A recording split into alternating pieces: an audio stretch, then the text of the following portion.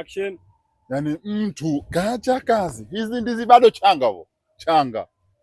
Angalia washakuja kutata tojo. Alafu mtu hapa wako ni mkorofi. Ukorofi mimi naotolea wapi? Hizi ndizi zenyewe hivi zilivyo kula pia hazishibi. Lakini mtu anakuja kufanya ukorofi. Kaka. Afadhali nilipokuona. Naona unalalamika na ndizi na wewe. Sasa leo na habari mpya kaka yangu. Kwanza unaonaje mdogo leo?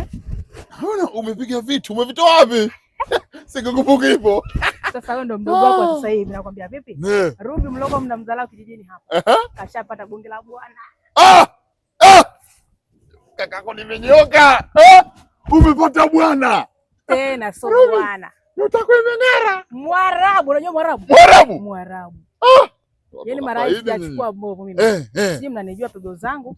Unaona hiki? Nimetoka kununuliwa sasa hivi. Na huyo Mwarabu? Na Mwarabu wangu. Na tena kaniahidi vipi ujue? Kesho tunaenda supermarket. Ushawahi kwenda? Huyo Mwarabu? Ndio. Huyo Mwarabu umepotea hapa kijijini au kuna sehemu nyingine? Hapa lakini wengi hamumjui. Mimi ndo najua chimbo zake.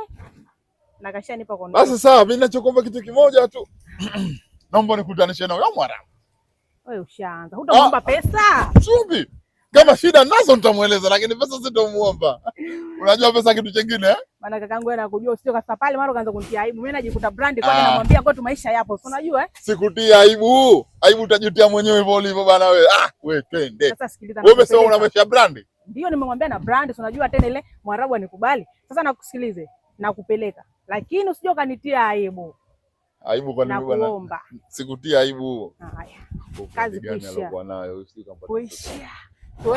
Twende. Chuma hicho Mwarabu handsome. Unajua Mwarabu wewe? Una handsome. Handsome.